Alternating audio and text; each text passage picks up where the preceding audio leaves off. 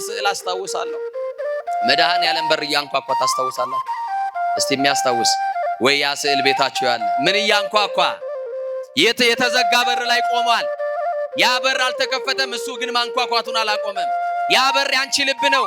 ትዕቢት የቆለፈው በር፣ ምቀኝነት የዘጋው በር፣ ዘረኝነት የዘጋው በር፣ አለማመን የዘጋው በር፣ አለመስማማት ልዩነት የዘጋው በር እሱ እንኳን ይሄውና በሩ እንደማይከፈት አውቆ ጥሎ አልሄደም። አማኑኤል ዛሬ በራችንን ያንኳኳል። የልባችን በር ላይ ቆሞ ያ ሰብሬ መውጣት ያቃተሽ ሱስ ሊሆን ይችላል። ሰብረ መውጣት ያቃተሽ ጫቱን ሊሆን ይችላል። ሰብረ መውጣት ያቃተሽ ሲጋራውን ሊሆን ይችላል። መጠጡን ሊሆን ይችላል። እነዚህ ሁሉ ከክርስቶስ አይበልጡም። መድኃኔዓለም እሱ ይጣራል፣ ሰሚ የለውም። እሱ ያንኳኳል፣ በር የሚከፍትለት የለም። በራችን ተዘግቷል። ልባችን ቆሽሿል፣ ተዘግቷል። የተዘጋው በራችን ላይ ግን እግዚአብሔር ከማንኳኳት አላቆመም። ወዳጅ ሲከዳን፣ የወደደ ሲጠላን፣ ያፈቀረ ሲከዳን፣ የሳመ ሲነክሰን ይሄው ደምን ያስለቅሰናል። መቼ ነው ነገረ መስቀሉን አስበን የምናለቅሰው? ጌታ አንቺስ አትፈልጊውም ወይ? አንተስ አትፈልገውም ወይ? ጠዋትና ማታ ደጅ የምትጠናው መድኃኔዓለም ወደ ህይወት እንዲገባ እኮ ትለምነዋለህ። ያንተ ጥያቄ ትከሻክ ላይ ነው። ዛሬም አልወረድም። ዛሬም እናለቅሳለን። ዛሬም ያልተፈታ ነገር አለ። ኃጢአትን ለመሸፈን በሰው ላይ ጣት መቀሰር ኃጢአትን ቢያከብድ እንጂ ኃጢአትን አያቀለው። ክርስትና ለኃጢአት ሞቶ ለጽድቅ መኖር ነው። እውነትን መስክሮ ለእውነት መሞት ነው። እናንተ ስትለወጡ ነው ሌሎችን አምጥታችሁ ወደ መቅደሱ ማምጣት የምትችሉት። የእናንተ መመላለስ ለውጥ ካላመጣ፣ ሌሎች በእናንተ ህይወት ላይ ለውጥ ካላዩ እንዴት ሊመጡ ይችላሉ ወገኖቼ? አው በጨነቀን ነገር ሁሉ እሱ ሲገባ እናንተ ማስተካከል ያልቻላችሁትን ስልጣንና ዝና፣ ገንዘብና ቤተዘመድ የማይመልሰውን ጥያቄያችሁን ሊመልስ ወደ ቤታችሁ አማኑኤል ይገባል። ባይሰጠንም እንኳን ቢከለክለን እንኳን እኛ በፈለግነው ሰዓትና ጊዜ እግዚአብሔር ባያደርግልን መድኃኔዓለምን የታመንነው ከነጉርለታችን ልናመልከው ነው። እስቲ አክብሩት። ይኸውላችሁ እኛ ስለ ጭብጥ እንጀራና ስለ ገብስ አልመጣንም። የሽሮና የበርበሬ ጥያቄ ይዘን አይደለም የመጣነው። ሰማያዊ ጥያቄ አለን። አቤት እንዴት አይነት የጭንቀት ሌሊት እያሳለፋችሁ እንደምታድሩ ታውቁታላችሁ። ስንገላበጥ እንደምናደር አካላችን ፍራሽ ላይ፣ እኛ ግን ሌላ ቦታ ሰላማተን በረከታተን ይሄውና የተስተካከለ ፍራሽ ገዝተን አንዴ ቦንድድ እንላለን፣ አንዴ ምን እንላለን። ለወገባችን አይመቸውም። ሰላም የለንም፣ ጤና የለንም፣ በረከት የለንም፣ መስማማት የለንም። በልተን አንጠግብም፣ ተቀብተን አንወዛም። እንዲህ ባለ ጨለማ ህይወት ውስጥ ነው ያለነው። አማኑኤል ሐኪም ነው። እሱ መድኃኒታችሁ ነው። ያልተፈወሰው ቤታችሁ ውስጥ ጋብዙት። ያልተፈወሰው ትዳራችሁ ውስጥ ጋብዙት። እሱ ሲገባ ነው እረፍታችን የሚጀምረው። የተስተካከለ ኑሮ የምንኖረው አማኑኤል ወደ ቤት ሲገባ ነው። የረቀቀውን አጉልቶ የራቀውን አቅርቦ ምስጢር ገልጦ ጌታ መንፈስ ቅዱስ ሁላችንንም ያስተምረን።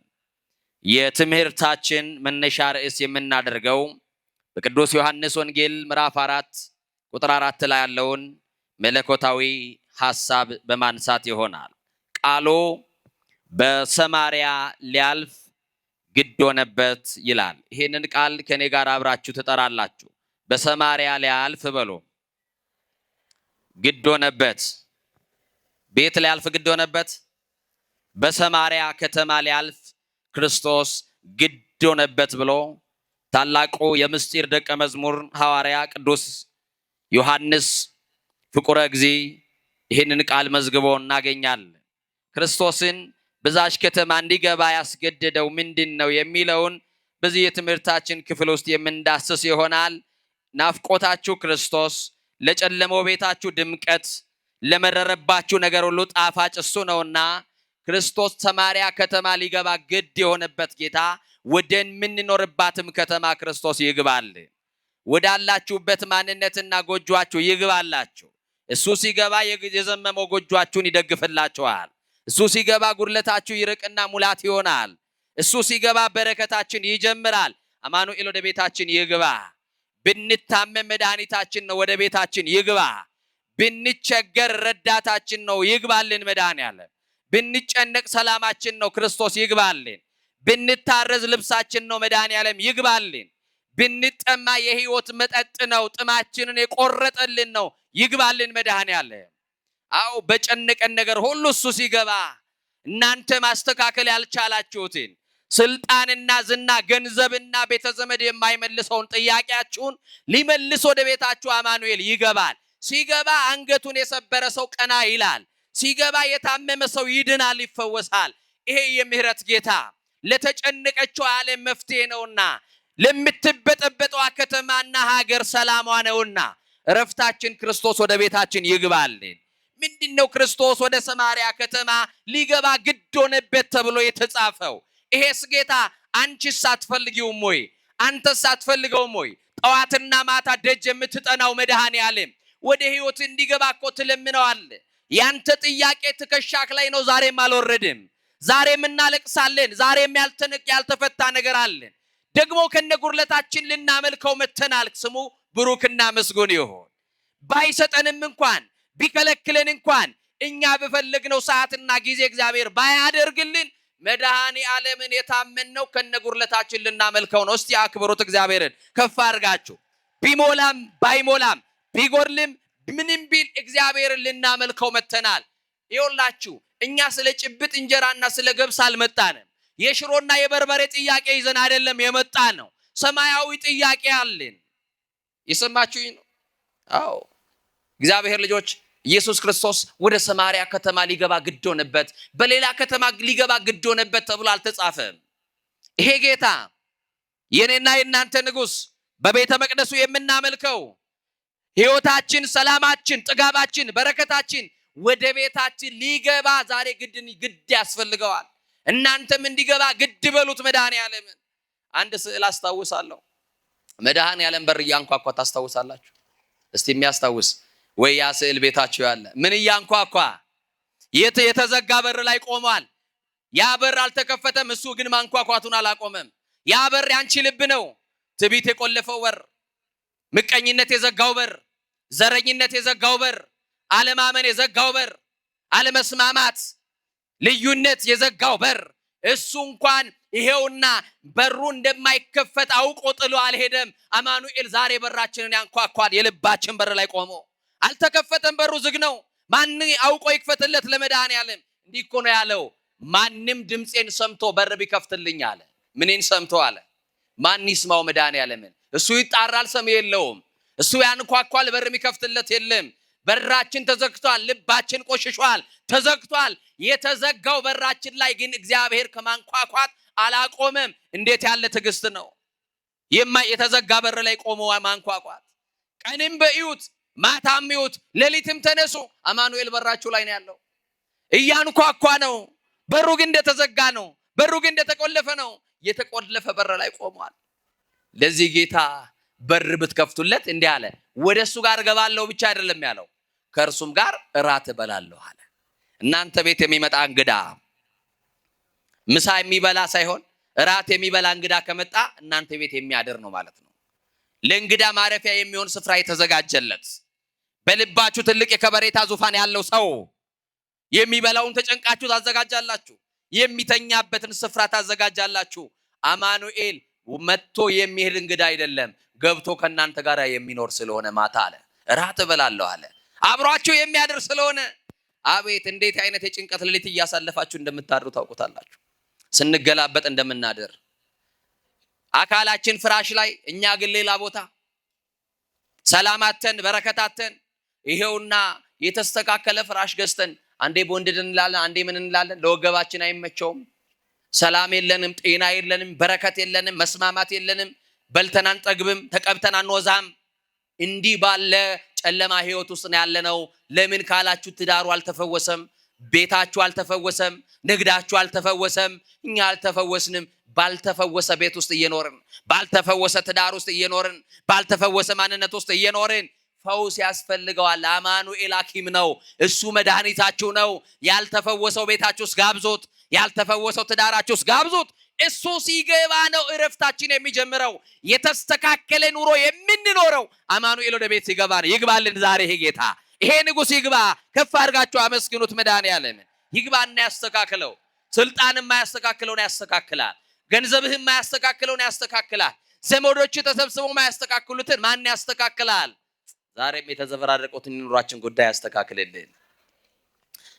እስራኤል የምንላት ሀገር የቆዳ ስፋቷ ከሰሜን እስከ ደቡብ 480 ኪሎ ሜትር ርዝማኔ ያላት ሀገር ናት። በዚህ በ480 ኪሎ ሜትር የነገርኳችሁ ከሰሜን እስከ ደቡብ ነው ያልኳችሁ። ከሰሜን እስከ ደቡብ 480 ኪሎ ሜትር ላይ 3 ታላላቅ ከተማዎች አሏት። የመጀመሪያዋ ከተማ ገሊላ ትባላለች። ይሄ የሰሜኑ ክፍል ነው። ገሊላ በሉ እስቲ። ይሄ በሰሜን ያለች እስራኤል ከተማ ናት ገሊላ። መካከለኛዋ ደግሞ ሰማሪያ ትባላለች። ሰማሪያ በሉ እስቲ። የመጨረሻዋ ደግሞ ይሁዳ ትባላለች። በስተ ደቡብ ያለችዋ ከተማ ናት። ስለዚህ ከሰሜን ገሊላ የተነሳ ሰው በደቡብ ያለችዋ የይሁዳ ከተማ ለመድረስ ከተማ መሃል ላይ ያለችዋን ከተማ ማቋረጥ ግድ አለበት። መሃል ላይ ያለችዋ ከተማ ደግሞ ማትባላለች ሰማሪያ። ማትባላለች ሰማሪያ ትባላለች። አይሁዳውያንና ሳምራውያን ጸበኞች ናቸው። ምኖች ናቸው? ቋንቋቸው የሚነጋገሩበት መግባቢያ ቋንቋቸው የኢብሩ ቋንቋ ነው። ዕብራይስጥኛ ነው የሚያወሩት። በአንድ ቋንቋ መነጋገር ይችላሉ፣ ግን አይስማሙም። ምንድነው ክርስቶስ ወደዛች ከተማ እንዲገባ ያስገደደው የሚለውን በትምህርታችን ውስጥ እናያለን። ደግሞ ወሳኝና ወቅታዊ ትምህርት ነው። ለኛም ጊዜ ለኛም ዘመን አሁን ላለንባት ከተማ በሰማሪያ ከተማ ገብቶ ያንን የኃጢአት ቅጥር እንዳፈረሰ ያንን የጥላቻና የዘረኝነት ግንብ ሊያፈርስ እንደገባ በእኛም ሀገር ገብቶ የተገነባብንን የክፋትና የጥላቻ ግንብ አማኑኤል ሊያፈርስልን ይገባል። ይፍረስ አይፍረስ? ዘረኝነት ግንቡ ይፍረስ አይፍረስ? ጥላቻ ይፍረስ አይፍረስ? ማን ያፍርስልን? ከፍ አድርጋችሁ አመስግኑት። አማኑኤል ያፍርስልን። በጣም የሚገርም ነው። አይሁድና ሳምራውያን በአንድ ቋንቋ ቢነጋገሩም በባህል ግን አይተሳሰሩም። አይሁዳዊ በነካበት ዕቃ ሳምራዊ ውሃ ይጠጣል። አይሁዳዊ ሰላምታ ቢሰጥ ያኛው አይመልስለትም። በምን ይለያያሉ ካላችሁ በአለባበስ። በምን አልኳችሁ? በአለባበስ። አይሁዳዊ ከቤት ሲወጣ 3 ነገር አታሳየኝ ብሎ ነው የሚወጣው። ከቤት ሲወጣ ምን አልኳችሁ? ምን አልኳችሁ? 3 ነገር። አሁን ከቤት ስትወጡ እንደው ባላይ ብላችሁ የምትወጡ ሰው ሊኖር ይችላል። አላውቅም። እንደው ገሌን ባያሳየኝ የሚል ሰው እኮ አለ። ወይ ደግሞ ሰፈር ውስጥ ተቀምጠው በር ላይ ማያሳልፉ ምላሳቸው እንደ ጦር እንደ ሾህ የሚዋጋ ሰዎች፣ እግርና እግራቸው እስኪማታ ድረስ አቅጣጫ የሚያጠፉ ሰዎች አሉ በምላሳቸው የተነሳ። ለነሱ ሲባል ሌሊት እየተወጣ ለነሱ ሲባል ምሽት እየተገባ እንዲህ የሚያሳቅቁ ምላሰኞች ይኖራሉ። ኧረ እንዲህ ካለ ከምላስ ጦር ይሰውራል።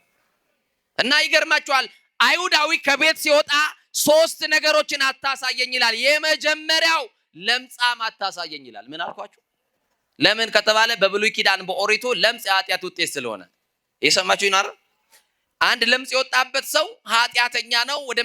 ወደ ድንኳኑ አይገባም፣ ወደ እግዚአብሔር መቅደስ አይገባም፣ መስዋዕት አይሰዋም፣ የተለየ ነው። ማህበረሰቡ ሁሉ ያገለዋል። ስለዚህ በመንገድ ላይ አይሁዳዊ ሲሄድ ለምጻም እንዳታሳየኝ ብሎ የመጀመሪያ የጸሎቱ ክፍል ነው።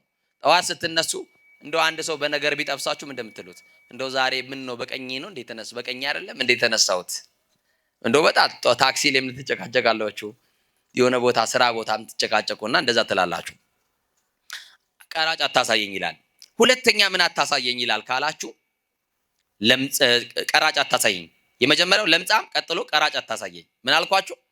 የመጀመሪያውስ? ሁለተኛውስ? ቀራጭ ከተወሰነለት በላይ ይወስዳል፣ ድሆችን ያስጨንቃል፣ የራሱ ያልሆነውን ገንዘብ ይሰበስባል ተብሎ ማህበረሰቡ ያገለዋል። ይሄንን አታሳየኝ ይላል። እናንተስ ከተባለላችሁ በላይ አትወስዱም? ሰዎች እንዲያምኗችሁ ብላችሁ መቃችሁን ማርያምን ብላችሁ አትሸጡም?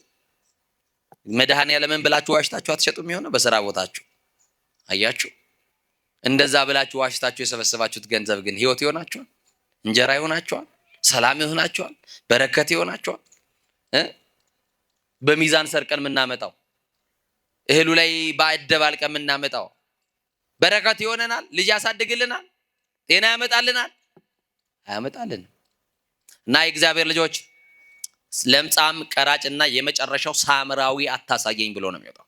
ምናዊ ያልኩ ሳምራዊ እንዳታሳየኝ በቃ ብሎ እንዲህ አይነት ጸሎት ጸልዮ ነው ከቤቱ የሚወጣው ማለት ነው። በጣም የሚገርመው በደቡብ ያሉ የእስራኤል ነዋሪዎች ወደ ገሊላ መሄድ ከፈለጉ የሰማርያን ምድር መርገጡ በራሱ ኃጢአት ነው ብለው ስለሚያስቡ መሃል ላይ ባለው በዮርዳኖስ ወንዝ እግራቸውን ያጥባሉ፣ ጫማቸውንም ሳይቀር ያለቀልቃሉ። የእነዚህን የርኩሳኖች ሀገር በእግራችን ረገጠን ብለው። እየሰማችሁኝ ነው? ጥላቻ አያችሁ ምን ያክል ከባድ እንደሆነ። ዛሬ መንደር ውስጥ የጀመራችሁት ጥላቻ የት እንዳደገ አያችሁት? ዛሬ ሰፈር ውስጥ፣ ዛሬ ትምህርት ቤት የጀመርነው ጥላቻ፣ ዛሬ አጥንት መቆጣጠራችን የት እንዳደረሰን አያችሁት? ከቤተ መንግስት ከቤተ ክህነት የእግዚአብሔር ክብር የጎደለበት ምክንያት ዛሬ ይሄ ነው። አጥንት እየቆጠርን ምስራቅ ምዕራብ እየተባባልን ወንዝ እየቆጠርን ቆላና ደጋ ስንቆጣጠር ይሄውና ከክርስቶስ ወንጌል ዘር በለጠብን። አማኑኤል ይድረስልን። ማን ይድረስልን? ይገርማል። በዮርዳኖስ ወንዝ ዞረው በገሊላ ነው የሚገቡት ከተማዋን ላለመርገጥ። ካልሆነም ደግሞ የግድ ከተማዋን መርገጥ ካለባቸው ደግሞ እግራቸውን ይታጠባሉ። ክርስቶስ ታዲያ ምንድን ያስገደደው ወደዛች ከተማ ሊገባ ግድ የሆነበት? የሰራዊት ትእዛዝ መጥቶበት ይመስላችኋል? በዛ ከተማ የሚኖር አገረ ገዢ ክርስቶስን በዚህ ካልገባ ወደ ገሊላ አታልፍም፣ ወደ ይሁዳ አትሄድም ምናምን ብሎት አስገድዶት ይመስላችኋል? ሰማርያን ሳትረግጣት እንደ ሌሎቹ አይሁዳውያን እንደሚያደርጉ በዮርዳኖስ ወንዝ ከተማዋን ሳትነካ በሌላ ማለፍ አትችልም፣ በዚህ ነው ማለፍ የሚል የሰራዊት ትእዛዝ መጥቶበት ግድ ያለው ሰው ኖሮት አይደለም። ምንድነው ክርስቶስ ከተማዋን ሊገባ ያስገደደው? የሰራዊት ትእዛዝ ካልመጣበት፣ ነገስታት ካላስገደዱት ምንድነው ክርስቶስ ወደዛች ከተማ ሊገባ ያስገደደው የሚለው ደግሞ ልብን ያሞቃል፣ እኛን ያሳርፋል። እስቲ ከኔ ጋር በሉ፣ ሰማርያ ሊገባ በሉ። ያስገደደው የገዛ ምህረቱ የገዛ ቸርነቱ ነው። ክብር ለመድኃኔዓለም ይሁን። የገዛ ምህረቱ አስገደደው። ከተማዋ ላይ የተገነባው የክፋት ግንብ መፍረስ ስላለበት ኢትዮጵያውያን የተገነባብንን የክፋት ግንብ ሊያፈርስ እኛ ከተማ ሊገባ ግድ ይሆንበት።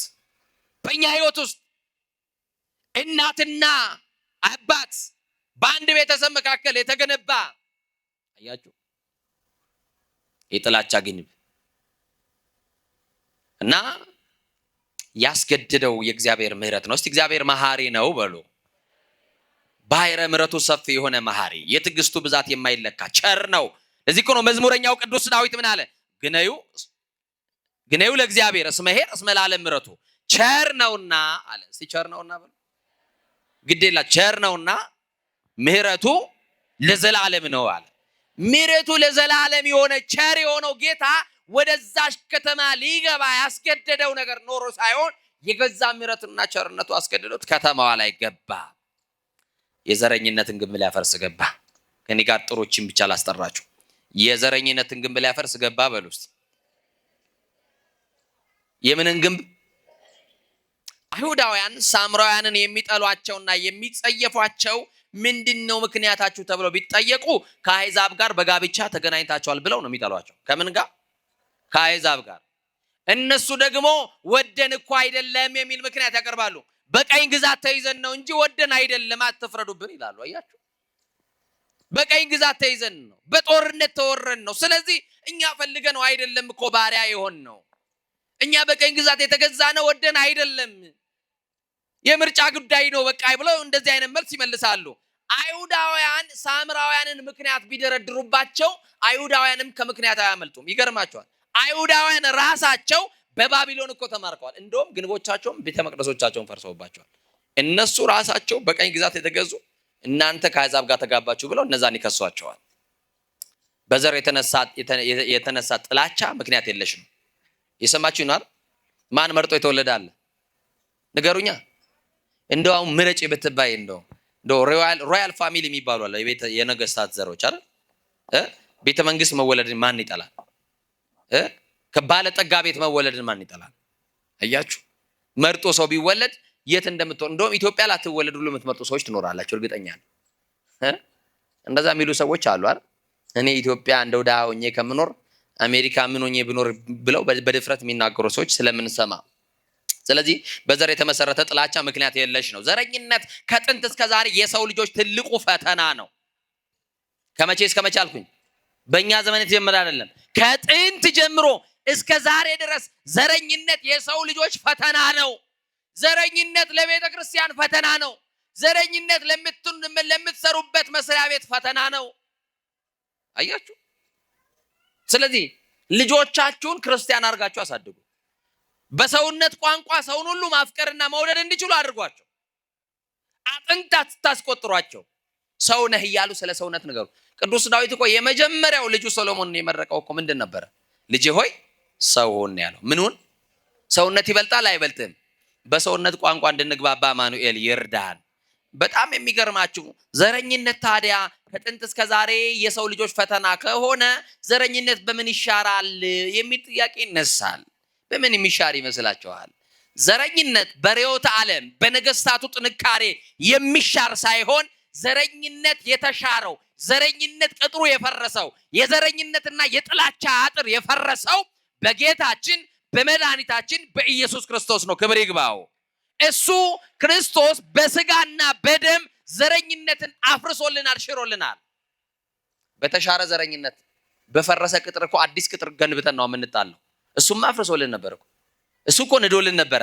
አዲስ ግንብ፣ አዲስ የጥላቻ ግንብ እና ዓለማችን እንድትስተካከል ያስፈልጋል አይደል? ሰውየው ኦዲተር ነው አሉ። ምንድነው አልኳችሁ? ኦዲተር ነው እና የቢሮውን ስራ ሲበዛበት ወደ ቤት ይዞ መጥቶ ነው ያንን የሂሳብ ስራ የሚሰራው። እና ሕፃን ልጅ አለውና ወንድ ልጅ አላሰራ ይለዋል አባቱን። እጁን እየያዘ ስክሪፕቶን እየቀማ ከአባቱ ጋር መላፋትና መጫወት ይፈልጋል። ለምን ይመስላችኋል? ያ ልጅ በጥባጭ ልጅ ሆኖ አይደለም፣ አስቸጋሪ ልጅ ሆኖ አይደለም። ማንን ናፍቆ ነው? ማንን ናፍቆ ነው? አባትየው ቢሮ መሄደው ልጁ ሳይነሳ ነው ከእንቅልፉ።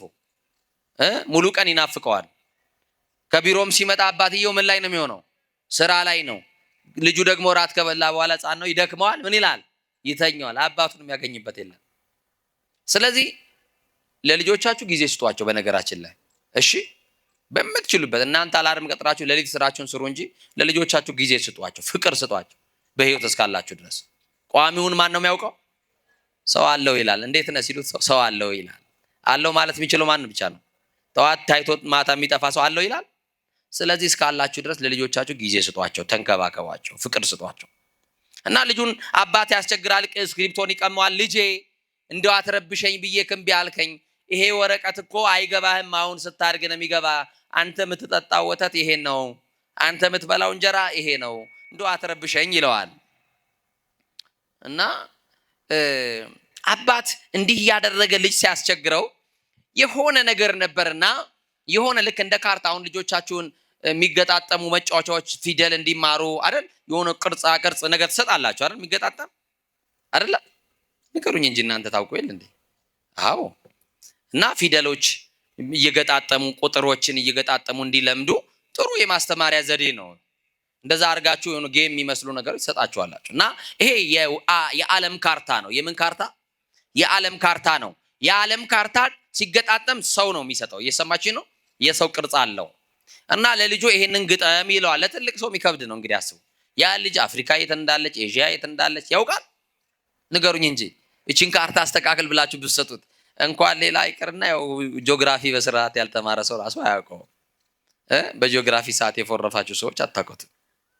እና ይገርማል። ልጁን ሊገጣጥም ሞከረና አባዬ ምንድን ነው የሰጠኝ ብሎ ሲያይ ካርታው አልገባውም፣ ግን አንድ ነገር አውቋል።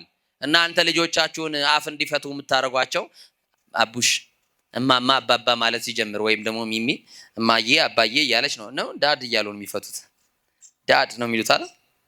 እማዬ የሚል እኮ ልጅ የለም አሁን አለ ነው እንዴ? አለ እንዴ? ስልጣኔ እየመሰለሽ እማዬ አይልሽም።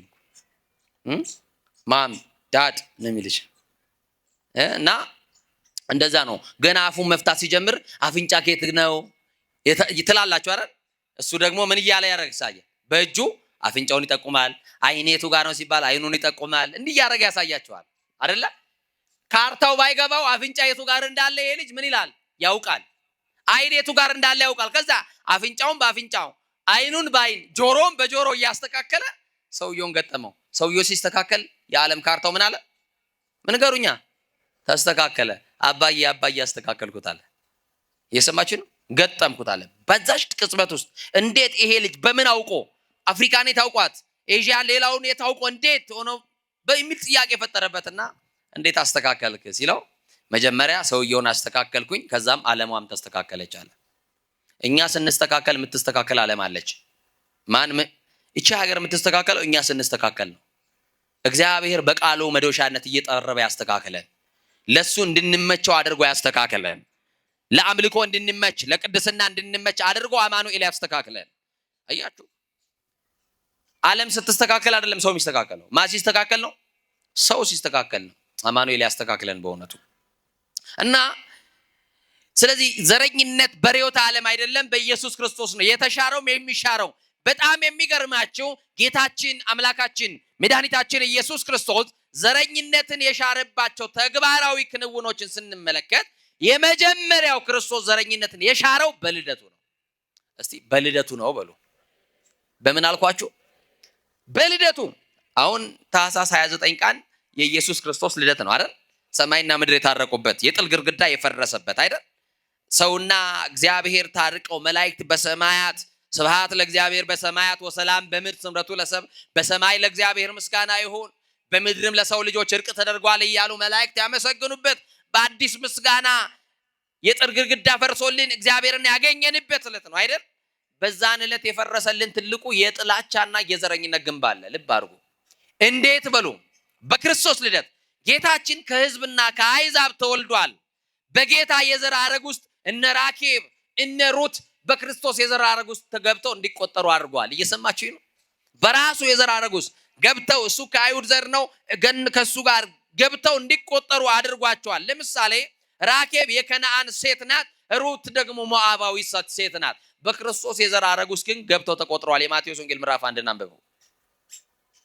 አያችሁ? ከሕዝብና ከአሕዛብ ተወልዶ። ስለዚህ ክርስቶስ በምን ሻረልን ዘረኝነትን ካላችሁ የዘረኝነትን ጽንሰ ሐሳብ በደምና በስጋ ሽሮልናል። በምንና በምን? በቃ ዘረኝነት በልደቱ ተሽሯል ማለት ነው። በሰማርያ ሊያልፍ ምን ሆነበት? ምን ሊያፈርሳላችሁኝ? የዘረኝነትን ግንብ። ጌታችን ስጋዊ ልደቱ ከአይሁድ ነው። አይሁዳውያን ደግሞ ሳምራውያንን ቀርቶ መሬታቸውን እንደሚጸየፉ ነግሬያቸዋለሁ። ከተማቸውን ከረገጡ እግራቸውን እንደሚያጥቡ አውርቼላቸዋለሁ። አይደለም እግራቸው ጫማቸውን አውልቀው ሁሉ በዮርዳኖስ ወንዝ እንደሚያጥቡ ጌታችንም ያውቃል። እርሱ ግን ይሄንን የዘረኝነት አስተሳሰብ ሻረ። ሰማርያን በእግሩ ረገጠና ገባ። አይሁዳዊ የሚጸየፋትን ከተማ ሊረግጣት የማይፈልጋትን ከተማ በእግሩ ረገጠና ወደዛች ከተማ ክርስቶስ ገባ ይላል። ወደ ሁላችን ቤት ይግባ። ሁለተኛው ክርስቶስ ዘረኝነትን ከሻረባቸው መንገዶች አንዱ በስቅለቱ ነው። በምን አልኳችሁ? በስቅለቱ ነው። ክርስቶስ በቀራንዮ አደባባይ እንደ ብራና ተወጥሮ የሞትን መውጊያ ሊሰብርልን ላመኑበት ብቻ ሳይሆን ለማን ነው? ላላመኑበትም አንዱ ሞቶ ዓለምን ያዳነው የመጀመሪያው የኃጢአት ግንብ ነው። በአዳም በኩል የመጣውን በስቅለቱ የሻረልን፣ በአዳም በኩል የገባውን ሞት ነው ክርስቶስ ያጠፋልን። ሞታችንን ወስዶ ነው ሕይወት የሰጠን። ስለዚህ ዘረኝነት በልደቱ ተሽሯል። ዘረኝነት በስቅለቱ ተሽሯል። ቀጥሎ ዘረኝነት ቤተክርስቲያን በመመስረቱ ተሽሯል። ምን በመመስረቱ? እቺን ቤተክርስቲያን ምንድነው ያለው ክርስቶስ? ቤቴ ቤተ ጸሎት ትሰማይ፣ ቤቴ የጸሎት ቤት ትባላለች። ለማን? ለአሕዛብም ጭምር። ላመነ ብቻ አይደለም ያላመነውም ከመጣ አለ። አያችሁ? ዘረኝነት በስቅለቱ፣ ዘረኝነት በልደቱ፣ ዘረኝነት ቤተክርስቲያን በመመስረቱ ተሽሯል። ሌላው ዘረኝነት በተልእኮ ቅዱሳን የሚሆኑ ንጹሃን የሚሆኑ ሐዋርያትን 12ቱን ደቀ መዛሙርት ምንድነው ያላቸው? ሆሩ ወመሃሩ ውስተ ኩሉ አጽናፈ ዓለም፣ በዓለም ሁሉ ሄዳችሁ አለ። አያችሁ? አይሁዳዊ ሳምራውያንን ወደ ሳምራውያን ከተማ መሄድ አይፈልግም። ይሄን የጥላቻ ግንብ አፍርሼላችኋለሁ፣ አሁን እናንተ መካከል አጥር የለም አለ። አያችሁ? ክርስቲያን ምንም አይነት አጥር የለውም። የሰማችሁ ነው። ሰዎች ናቸው አጥር ያጠሩት፣ ሰዎች ናቸው ግንብ ያገነቡት፣ ሰዎች ናቸው መስመር ያሰመሩት። በዓለም ሁሉ ነው ያለው። ስለዚህ በዓለም ሁሉ ደግሞ ለመስበክ ቋንቋ ያስፈልጋቸዋል። ምን ያስፈልጋቸዋል? ቋንቋ ያስፈልጋቸዋል። አያችሁ? በ50ኛው ቀን በአንድ ቋንቋ ከሆነ እስራኤልና አካባቢውን፣ ገሊላን፣ ሰማርያን፣ ሌሎቹን የይሁዳን ከተሞች ብቻ ነው ወንጌል የሚያዳረሱበት። በዓለም ዞረው ወንጌል እንዲሰብኩ ከ72 ቋንቋ በላይ በ50ኛው ዕለት መንፈስ ቅዱስ ገልጦላቸዋል። መንፈስ ቅዱስ ከሳቲ ነው፣ ምስጢር የሚገልጥ ነው። በዛ ሁሉ ቋንቋ ዞረው ዓለምን አልጫውን ዓለም በወንጌል ሲያጣፍጡ ያላመነውን ዓለም በክርስቶስ ሲያሳምኑ ወደ ክርስቶስ መንግስት ህዝብን ሲያመጡ በዚህ ሁሉ ቋንቋ ተጠቅመዋል። ቋንቋ መግባቢያ ነው ብሎ ነው መድኃኒዓለም የሰጣቸው። ምንድነው? ንገሩኝ እንጂ ቋንቋን መታወቂያ ያደረጉ ዘረኞች ናቸው። ቋንቋ መግባቢያ ነው። እንግባባበታለን፣ እንነጋገርበታለን፣ እንዘምርበታለን፣ እናመልክበታለን፣ እንቀድስበታለን፣ ሌላውም ነገር እናደርግበታለን። ይሄ ምንድነው? መታወቂያ አይደለም። ሰማችሁኝ አይደል? 72 ቋንቋ የተሰጠው አንድ ሐዋርያ 72ቱንም ቋንቋ ቢያወራ የትኛውን ታርጋ ተለጥፉለታላችሁ? ንገሩኛ። አለ የሚለጠፍ የለውም። ቋንቋው ምን ስለሆነ? መግባቢያ። ዘረኝነት ማለት አንተ ከሰሜን ነህ፣ አንተ ከደቡብ ነህ እያሉ ሰውን መለየት ነው። ሁላችን ግን አንድ እጅ የሰራን፣ አንድ ክርስቶስ ያበጃጀን፣ አንዱ እግዚአብሔር ያዘጋጀን፣ በአንዱ በእግዚአብሔር እጆች የተሰራን፣ አንዱ እግዚአብሔር በአፍንጫችን ላይ የሕይወት እስትንፋስ እፍ ያለብን የአንዱ የእግዚአብሔር ልጆች ነን። አንተ ሸክላ ነህ አይደል የሚለው? እኛ የእግዚአብሔር ሸክላዎች ነን። ሊያፈርሰን የሚችል የሰራን አምላክ አለን። በእኛ ሰውነት የሚያዝብን አምላክ አለን።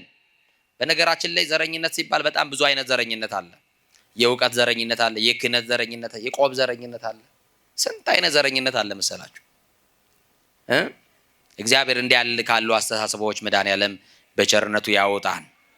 ስለዚህ ጌታችን መድኃኒታችን ኢየሱስ ክርስቶስ ሰማርያ ሊያልፍ ግድ እንደሆነበት ሁሉ ዛሬም በእኛ ቤት፣ በእኛም ህይወት፣ በእኛም ከተማ፣ በእኛም ሀገር ግድ እንዲያልፍ ክርስቶስን መማጸን አለብን።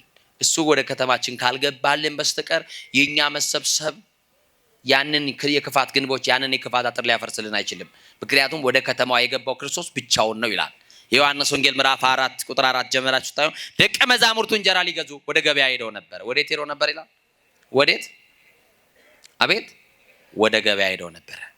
ያገኛት ያችን ሳምራዊት ሴት ውሃ ለመቅዳት በቀትር ነበር የሄደች ወደ ውሃው ጉድጓድ ዘንድ ይላል። ለብቻዋን ያገኛት። ለምን? የሚነግራት የሚገልጽላት ምስጢር ነበረ። ጌታ ደግሞ ምስጢራችንን ሲገልጽልን ሲነግረን ሌሎች እንዲሰሙ አላደረገም። በነገራችን ላይ ይህ ክብረ ክህነት ነው። እኔ ጋር ናችሁ? አሁን ለምሳሌ እናንተ ንስሐችሁን ለአንድ ካህን ትናገራላችሁ፣ ቄሱ ለጓደኛው ይናገራል።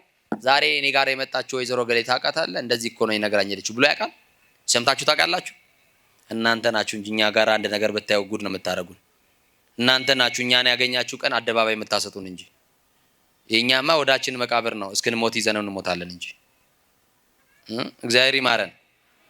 ዛሬ በድፍረት አባትን የሚሰደብበት ዘመን ነው አይደል? ዛሬ ጳጳሳት፣ ሊቃነ ጳጳሳት አንተ ያላከበርከውን ማን ሊያከብርልህ ፈልገህ ነው?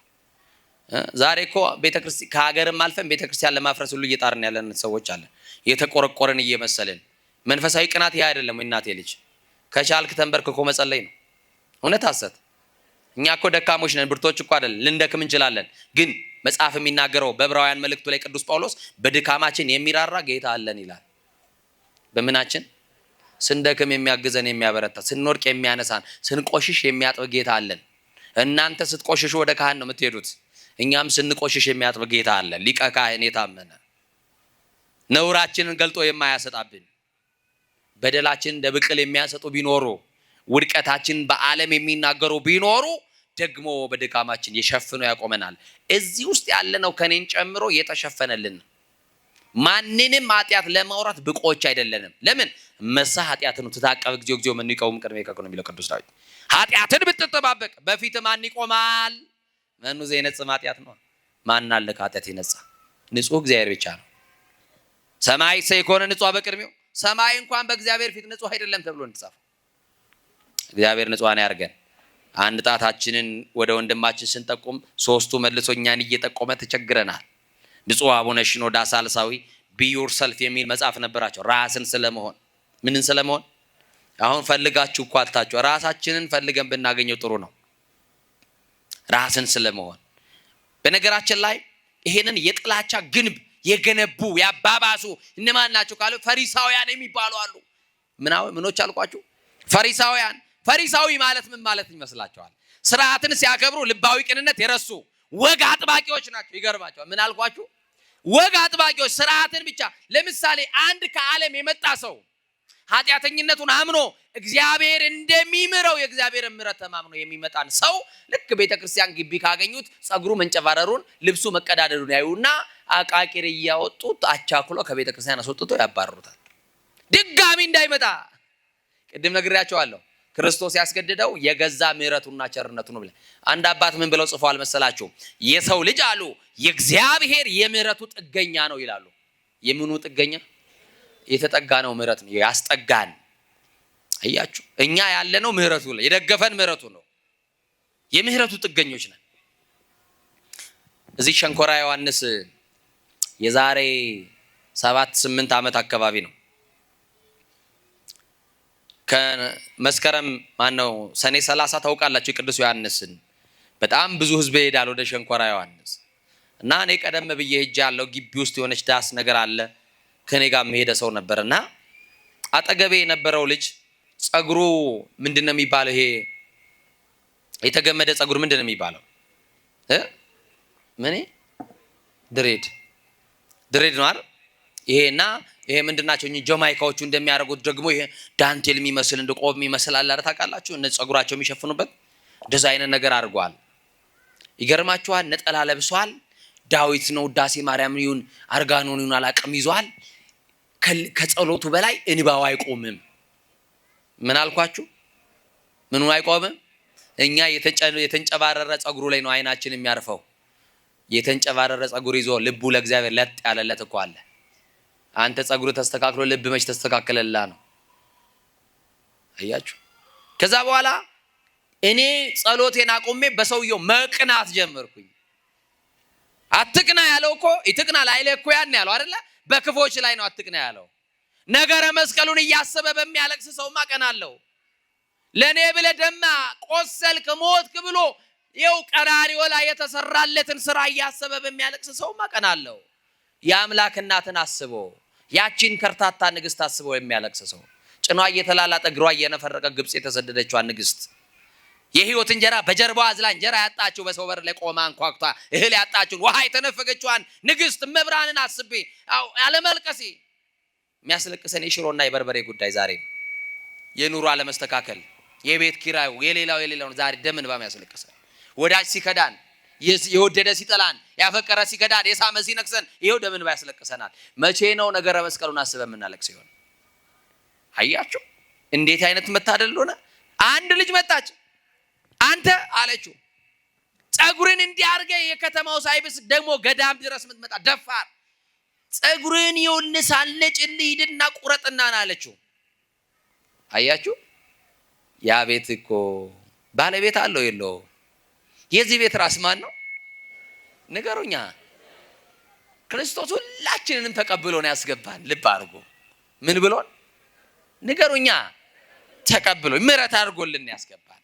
እኛም ስንመጣ በጽድቃችን ሳይሆን ምሕረት ፈልገን የመጣ ነው። ማን እንዲምረን ማን ይቅር እንዲለን። ከዛ ዝም አለ። እኔ ዝምታው ገረመኝ። አልመለሰላትም። ብዙ ተናገረችው፣ ብዙ ሰደበችው፣ ብዙ ተቸችው፣ በጣም ብዙ ነገር እስክትጨርስ ድረስ ዝም አላት። ከዛ አንድ አባት ነገር ነው ደግሞ መጣና ምንድነው የምትጨቃጨቁት ብሎ ይጠይቃቸዋል። እንደዚህ ይሆን አያዩትም? የደፋር ገዳም መጥቶ እንደዚህ ደግሞ ጸጉሩን እንደዚህ አድርጎ ብለው ሲሉ እሳቸውም ደግሞ ፈራጅ ሆኑና ከልጁ ጋር ተጨምረው ልጁና ይወቅሱታል። እሳቸውንም ዝም ብሎ ሰማ። ሁለቱም ተናግረው ሲጨርሱ እንዲህ አላቸው። አባዬ አለ። አቤትና ዱርዬን እንኮ ምን ለኛ ብናገኝ አባዬ አለ ይሄንን ጸጉሬን መቀስም ምላጭም ካመጣችሁልኝ 3 ደቂቃ አይፈጅብኝም፣ እመኑኝ ቆርጬ ጥለዋለሁ። ግን በ3 ደቂቃና በ5 ደቂቃ መቁረጥ ያልቻልኩትን ኃጢአት ይዣለሁ። የቱ ይቅደምልኝ አላቸው። የቱ ይቅደም? ጸጉራችን የቱ ይቅደም? መቁረጥ ያልቻልነው ነገር አለ ወንድሜ። ይሄው ቆርጠ መምጣት ያቃትከው ነገር አለ እኮ የተያዝክበት። ከዛሬ ይወጣለው እያልክ እየተሳልክ እየጸለክ ይሄው እየጀመርክ ጸበል እየጀመርክ ገዳምም እየሄድክ ያልወጣው ነገር ከዋለ የደከምንበት ነገር አለ። ከእግዚአብሔር የለየን እኮ ክፉ ልማድ እኮ ይኖርብናል። በኃጢአት እኮ ስርዓት ውስጥ እኮ ነው ያለን። በበደል ስርዓት ውስጥ ነው ያለነው። የቱ ይቅደም? አይናችሁን ከሰው ላይ አንሱ። ኃጢአትን ለመሸፈን በሰው ላይ ጣት መቀሰር ኃጢአትን ቢያከብድ እንጂ ኃጢአትን አያቀለውም። ክርስትና ለኃጢአት ሞቶ ለጽድቅ መኖር ነው። እውነትን መስክሮ ለእውነት መሞት ነው። ከቤተልሔም የጀመርነውን ክርስትና ቀራንዮ ሳናደርሰው አሁንም አይናችን ሰው ላይ ነው ያለው። ጣታችን ሰው ላይ ነው ያለው። የፈሪሳውያን አንዱ ስርዓት ሲያከብሩ ልባዊ ቅንነት ይረሱ ናቸው። እግዚአብሔርን በመንደራቸው ልክ አጥበው የሚያዩ ናቸው። ቀናይነታቸው ለማስተማር ሳይሆን ለመካሰስ አርቲክል ነው። ወንጀለኛ መቅጫ ነው የሚያወሩት። ወንጀለኛ መቅጫ አንድ ነገር ሲወራ ለዚህ ወንጀል ይሄ ነው ቅጣቱ እያሉ ይናገራሉ። ቤተ ክርስቲያን በሉ ከኔ ጋር እንደው ባዛኝቷ ቤተ ክርስቲያን በሉ ሐኪም ቤት ናት፣ ፍርድ ቤት አይደለችም እንዴ። አሁን እግዚአብሔር ገልጦ ቢያሰጣን ኃጢአታችንን ቢገልጥብን ነውራችንን ጨለማ ላይ የበደለውን ቢያወጣብን አይፈረድብንም ወገኖች? ስንት ወንጀል የለብንም? ቤተ ክርስቲያን ሐኪም ቤት ናት፣ ምህረት የምናገኝባት። ለዚህ እኮ ነው እግዚአብሔር መሐሪ ነው ስንል እኮ እንዲሁ አይደለም፣ በተራ ምህረት አይደለም። እየሰማችሁ ነው። አንዳንድ ቀን በሀገር ራሱ ብዙ ዘመናቸውን የታሰሩ እስረኞች በምህረት ይለቀቃሉ፣ ግን ከታሰሩ በኋላ ነው። እኛ ታስረን መተን ግን አማኑኤል አስሮ አይደለም የሚያቆየን። ምን አድርጎ ነው የሚልከን?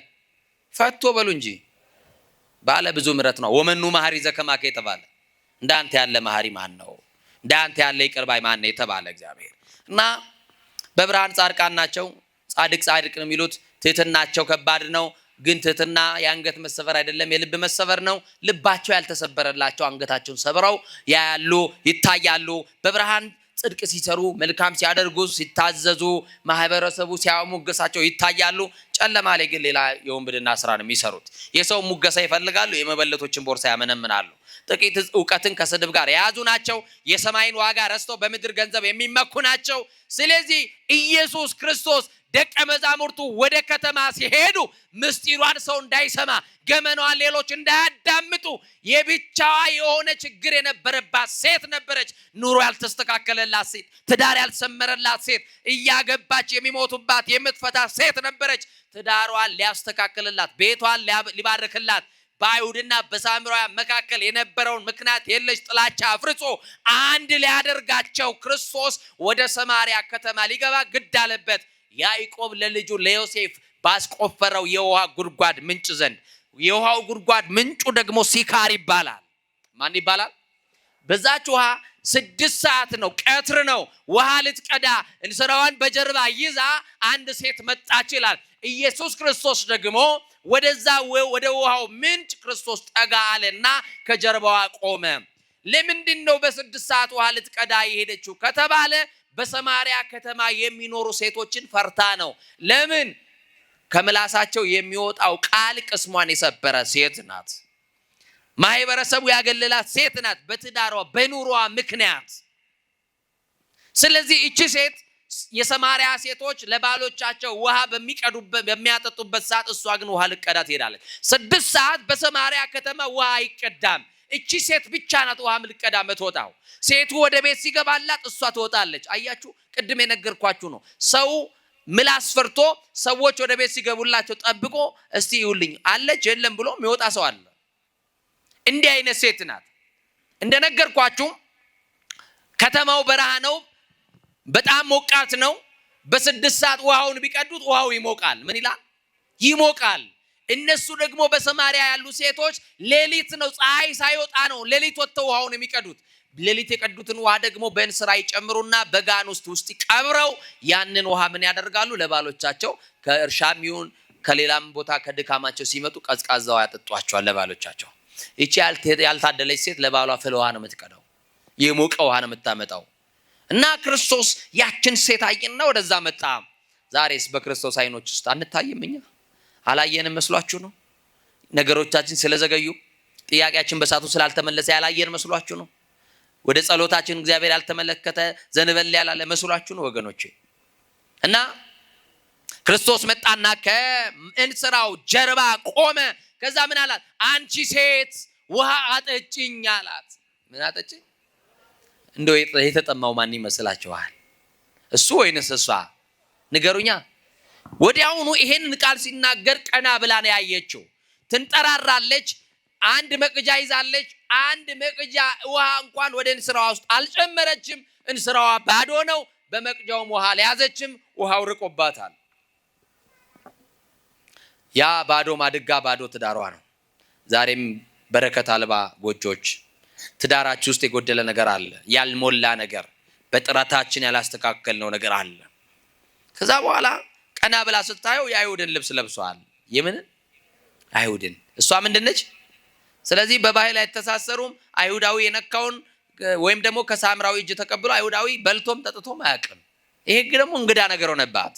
እንዲህ አለችው፣ አንተ አይሁዳዊ እንደሆንክ አያለሁ፣ እኔ ደግሞ ሳምራዊ ከመሆን ሴት ውሃ እንዴት ትጠይቃለህ? በባህል አንተሳሰርም አለችው። አያችሁ ዘረኝነት። እኔ ምንድን ነኝ አለችው። ዛሬ በባዶ ፉከራ እየፎከርን ነው አይደል? ዛሬ የገሌ ልጅ ነኝ ብለን ከምንፎክር የገሌን ስራ ብንሰራስ? በጎ አድርጎ ያለፈ ቤተሰብ ካላችሁ ያንን ሰውዬ በጎነት መቀጠል ነው አይደል? ሰው ማለት እኮ ያቆመውን መልካም ነገር ሲቀጥል ነው አይደል እንዴ? የጀመረውን ጽድቅ ከዳር ሲያደርስ ነው። በአባቶቹ ብቻ የሚመካ አይደለም። ለምን ለትምክህትማ ይኸው ፈሪሳውያንም እኮ ምንድነው ያሉት? እኛ እኮ የአብርሃም ዘር ነን ይላሉ። የማዘር የአብርሃም ዘር በር ዘግቶ የሚበላ የአብርሃም ዘር የለም። እና ምንድነው ያላቸው ክርስቶስ? አንተም ውስጥ ተገብሩ ግብረ አቡክሙ አላቸው። እናንተ የአባታችሁ የዲያብሎስን ስራ ትሰራላችሁ። የአብርሃምን ዘር የአብርሃምን ልጆች ብትሆኑ የአብርሃምን ስራ በሰራችሁ አላቸው። እና አይሁዳዊ ነህ፣ እኔ ደግሞ ሳምራዊ እንዴት ይሆናል? ያዕቆብ ልጆቹ ከብቶቹ ከዚህ ውሃ ጠጥተዋል። አያችሁ? አዎ ያዕቆብም ከዚህ ውሃ ጠጥቶ ሞቷል፣ አልፏል። ልጆቹም ከብቶቹም እንደዛው። እኔ ከምሰጠው የሚጠጣ ግን ለዘላለም አይጠማም አላት። እኔ ከምሰጠው ምን የሚል ለዘላለም ምን አይልም አይጠማም። እንግዲያውስ አንተ ይሄንን ውሃ ጉድጓድ ከሰጠን ከያዕቆብ ትበልጣለህ አለችው። ከምን ትበልጣለህ አለችው? የያዕቆብ አምላክ መሆኑን እንኳን አላወቀችም። እና ያዕቆብም አልፈዋል። እኔ ከምሰጠው የሚጠጣ ለዘላለም ምን አይልም በውስጡም ለዘላለም የሚፈልቅ የሕይወት ምንጭ ውሃ ይሆንለታል ሲላት፣ እንግዲያውስ አንተ ነብይ እንደሆንክ አውቃለሁ፣ አያለሁ። አባቶቻችን ይመጣል፣ ይወርዳል፣ ይወለዳል ብለው የነገሩን አንተ ነህ፣ ክርስቶስ ነህ የሚል ጥያቄ ያቀረበች ነብይ ነህ ያለችው የቤቷን ገመና ገልጦ ስለነገራት ነው። ዛሬ ከሐዋርያነት በላይ ነብይነት ይወደዳል። እውነት ሐሰት ንገሩኛ። ሰው የሚያውቀው ችግሩን ሄዶ መስማት ይፈልጋል። የሚያውቀው ችግሩን የሰማችሁ ነው። ነቢያትን እያሰሰ ከዛ በኋላ የወገብ ቁጥሩን፣ የጫማ ቁጥሩን፣ የስልክ ቁጥሩን፣ የራሱን ስም እስከና አያቱ ሰምቶ ይመለሳል። ጌታ ተናገረኝ ይላቸዋል። ከዛ የሰማችሁ ነው። እስኪ አያቱ የራሱን ስም ሰምቶ ይመለስና ጌታ ምን አለኝ ተናገረኝ ይላል። ከዛ ገንዘብ ሰጥቶ እኮ ነው ለዛው የሚመጣው። መባ አምጣ ይባልና ለእግዚአብሔር ቤት ተብሎ ሰጥቶ ይመለሳል። እኛ ግን እስከ አያታችን ሰምተን የምንመጣው ስም አይደለም፣ የተሻለ ስም አለ። የሰማችሁ ነው። ያነሳን ስም አለ፣ ከውድቀታችን ያነሳን፣ ሰው ያረገን፣ የጠገነን፣ ታሪካችን የለወጠልን፣ ከዘላለም ሞት ያስመለጠን ይሄንን ስም ነው ሰምተን ምን የዳንበትን ታሪክ ነው ሰምተን ምን ሄደው እና እንግዲያውስ እንዳልጠማ የሕይወት ውሃ ስጠኝ። ውሃ ያልኩኝ በ6 ሰዓት በቀትር ክንብርቤን በራሴ ደፍቼ አንድ የሰማርያ ሴት አየችኝ አላየችኝ፣ አገኘችኝ አላገኘችኝ እያልኩ እስከ መቼ ተሳቅቄ እመጣለሁ? ጌታ ሆይ አንድ ጊዜ ይህንን ውሃ ስጠኝ፣ የማያስጠማውን ውሃማ ፈልጋለሁ፣ ውሃ ለመቅዳት መንከራተት ይቅርብኝ ስጠኝ አለችው። እንግዲያውስ ይህንን ውሃ ከፈለግሽ ብቻሽን አይደለም ባልሽን ጠርተሽ ነይ አላት። ምንሽን ጠርተሽ? ቢሮ ስትሄዱ ቀለበታችሁ የምትደብቁ ካላችሁ ተጠንቀቁ። ምንሽን ጠርተሽ አላት? ንገሩኛ። ባልሽን። ብእሲ ወብእሲት አሐዱ አካል እሙንቱ፣ አንድ ናችሁ እናንተ። ባል ብቻውን ግብዣ ቦታ አይሄድም። ማንን ይዞ ነው የሚሄደው?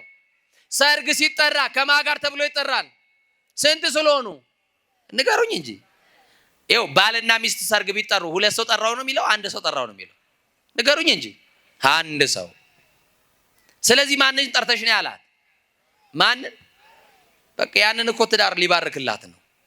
በሱ የተነሳ የጾታ ግንብ ነበረ ከማህበረሰቡ የተለየችበት። ከዘረኝነት ግንብ ቀጥሎ የጾታ ግንብ ፈርሶላ ከማህበረሰቡ ጋር ሊቀላቀላት ነው። የጾታ መብት ተሟጋቾች ሳይኖሩ ስለ ጾታ የተከራከረ ይሄ ነው። ይሄ ጌታ ነው የምታመልከው፣ መድኃኔዓለም ነው የጾታን ግንብ ያፈረሰው። ከዛ በኋላ ምን አደረገ? ጌታ ሆይ ባል የለኝም አለች። ምን የለኝም? እህቶቻችን አደራችሁን ባል ኖሯችሁ ባል የለኝም እንዳትሉ እሺ። ወንድሞቼ ሚስት ኖሯችሁ እኔ እኮ ሚስት የለኝም እንዳትሉ አደራችሁን። እኔ እኮ ባል የለኝም። ጌታ ምን አለ? ባል የለኝም በማለትሽ መልካም ተናገርሽ፣ እውነትሽን ብለሻል። አንዱ አዳም ለአንዱ ምንድነው ለአንዱ ምንድነው የተሰጠው? ለአንዱ ሔዋን። ላይፍ ቴስት እያል ከዚህም እየቀራረምክ እንዳትሞት። አንድ ለአንድ ነው። አንዱ አዳም ለስንት ነው የተፈጠረው? ንገሩኝ እንጂ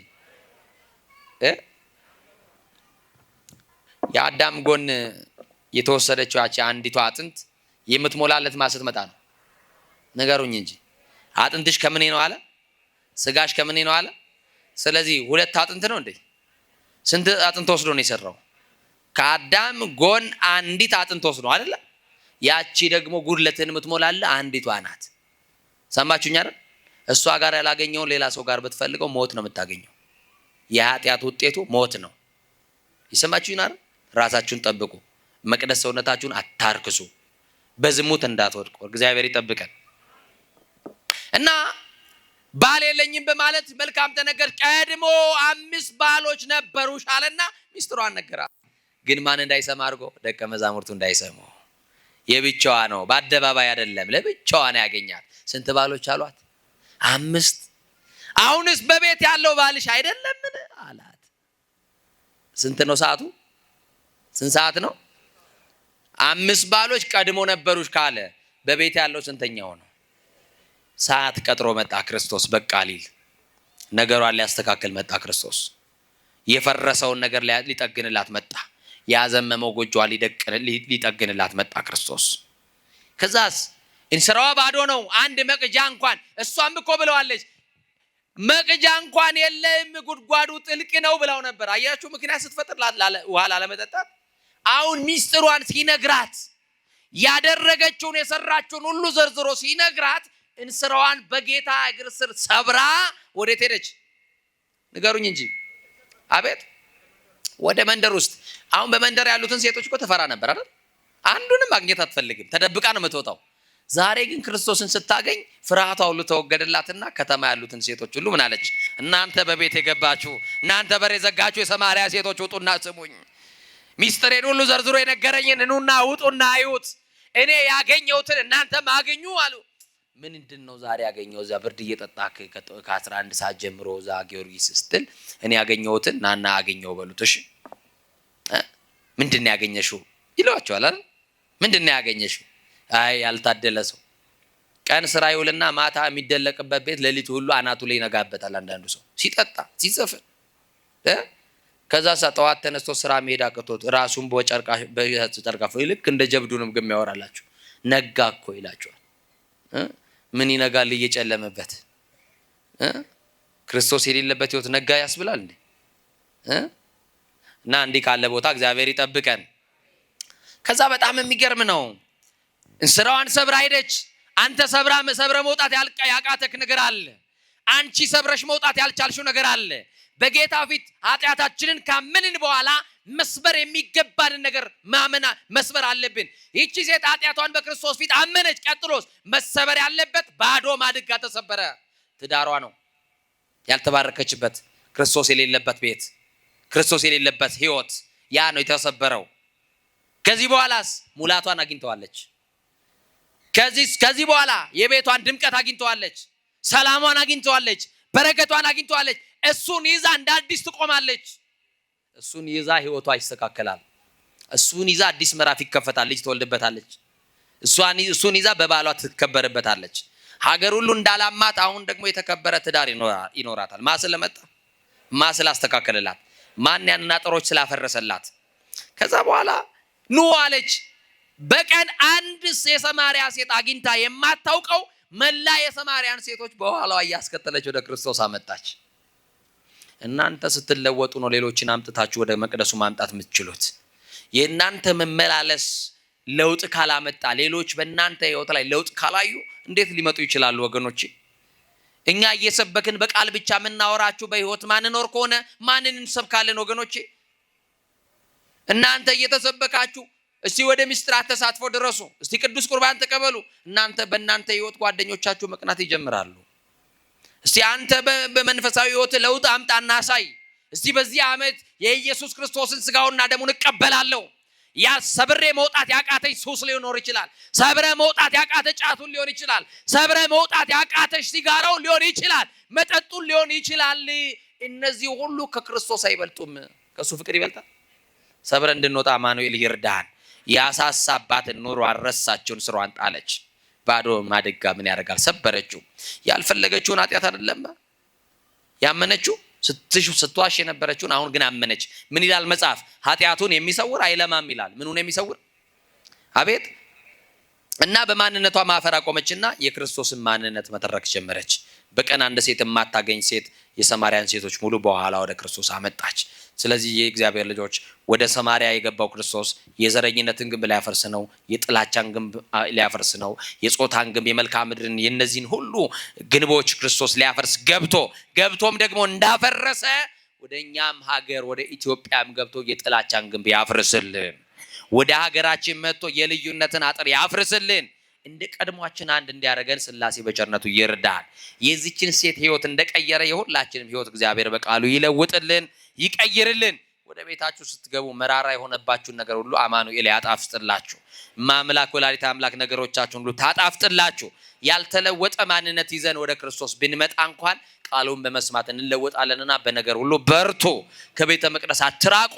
ጫማችሁ ከወለቀ ብዙ ጊዜ የሆናችሁ ሰዎች ቤተ መቅደስ ገብታችሁ ማስቀደስ ካቆማችሁ ረጅም ዓመት ይሆናችሁ። ግድ የላችሁም። እንደው ፕሮግራም አድርጉና ጨክናችሁ ሌሊት እየገባችሁ እጣኑ ይሽተታችሁ።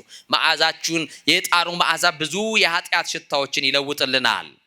ወደ ቅዱሳን ቅረቡ። አያችሁ ዛሬ በቅዱሳኑ ስም በታነጸ ቤተክርስቲያን ስንቀርብ በመዓዛሁ ለክርስቶስ ዘመሉ አልባቢሆሙ ለመሃይምናን በክርስቶስ መዓዛ የምእመናን ልብ ለውጠዋልና ቅዱሳን እና አቡነ ተክለ ሃይማኖት እነ ገብረ መንፈስ ቅዱስ እና አቡነ ሀብተ ማርያም እና አባ ሳሙኤል ዘደብረ ወገግ እና አባ ሳሙኤል ዘዋልድባ ኧረ ስንቱን ቅዱሳን እንጠራለን። መዓዛችንን ለውጠውልናልና የኔንም የናንተንም መዓዛ የቅድስት አርሴማ አምላክ ክርስቶስ ይለውጥልን። የድንግል ማርያም ልጅ ኢየሱስ ክርስቶስ መዓዛችንን ይለውጥልን። ያስተማረን የመከረን የገሰጸ ልዑለ ባሕርይ አምላካችን እግዚአብሔር ስለ በጎነቱ እግዚአብሔር ስሙ የከበረ ይሁን። አምነው ነበሩ ካዱ፣ ቆርበው ነበሩ አፈረሱ ከመባል ይጠብቀን። ካገኙ ማጣት ከገቡ መውጣት የሌለባትን ተስፋ የምናደርጋትን መንግስቱን ያውርሰን።